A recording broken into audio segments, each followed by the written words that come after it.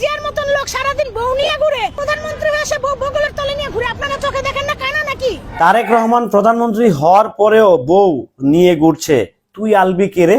তারেক রহমান প্রধানমন্ত্রী হওয়ার পরেও বউকে সামনে রেখে প্রধানমন্ত্রী পিছিয়ে হাঁটতেছে, আর তোর মতো নঞ্চু, তোর মতো চেরু, তুই কে? তোর মতো আলবি বউকে ট্যাকেল দিতে পারছিস না, বলছে আমজনতা। হ্যালো এভরিওয়ান, আসসালামু আলাইকুম। শিমুল আছি আপনাদের সঙ্গে। ঘটনা কিন্তু সত্যি ভাই। তারেক রহমান আমাদের মাননীয় প্রধানমন্ত্রী, উনি কিন্তু প্রধানমন্ত্রী হয়ে গেছেন, বাট ওনার স্ত্রী দেখেন রাইট না, উনি যেখানে যাচ্ছে ওনার স্ত্রীকে নিয়ে তাকে আগে দিচ্ছে, তুমি আগে যাও, মানে নারীর অগ্রাধিকার আগে দিচ্ছে।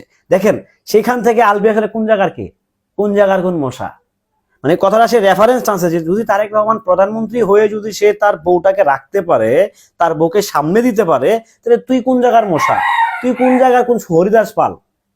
তুই তোর বউকে রাখতে পারছিস, তুই তোর গার্লফ্রেন্ডকে সময় দিচ্ছিস, তোর গার্লফ্রেন্ডের সঙ্গে তুই নেপাল গিয়া ঘুরতেছিস, মানে আরামার মত মাস্তি করতেছিস, তোর বউ লাশ হয়ে পড়ে আছে। True, this is true. Tarek Rahman যদি প্রধানমন্ত্রী হওয়ার পরেও তার স্ত্রীকে প্রাধান্য দিতে পারে, তাহলে ও কোন জায়গার কোন কোন কোন নঞ্চু, কোন জায়গার কোন নঞ্চু আমারে বুঝান। সে কোন জায়গার কোন নঞ্চু যে তাকে হচ্ছে মানে প্রাধান্য দেওয়া যাবে না? দেশের প্রধানমন্ত্রী, দেশের গর্বিত প্রধানমন্ত্রী, জিয়া পরিবারের সর্বশেষ উত্তরাধিকার তারেক রহমান, আমাদের মাননীয় প্রধানমন্ত্রী, গর্বিত প্রধানমন্ত্রী, উনি যদি ওনার ওয়াইফকে সামনের দিকে রাখতে পারে, সামনের সারিতে, তাহলে সত্যি কথা বলতে আলবি কোন জায়গার কোন শিরোদাস ভাব? কে ও? ও কে? ও কি প্রাইম মিনিস্টারের নাতি? প্রাইম মিনিস্টার নিজেই তো হচ্ছে তার স্ত্রীকে সামনে রাখতেছে, তাহলে ওকে মানে মানুষ কতটা ফেড আপ তার প্রতি দেখেন। প্রধানমন্ত্রীর সঙ্গে তাকে মিলিয়ে ফেলাইছে, প্রধানমন্ত্রীর সঙ্গে তাকে কম্পেয়ার করে ফেলাইছে। ঠিকই তো ভাই, আমাদের প্রধানমন্ত্রী কিন্তু ঠিকই হচ্ছে তার স্ত্রীকে সামনে রাখতেছে। ঠিক আছে, তুমি সামনে থাকো, তুমি সামনের নেতৃত্ব দাও, তুমি সামনের সারিতে আসো। এই যে ভালোবাসা, এই যে কমিটমেন্ট, এই যে একটা প্রেম।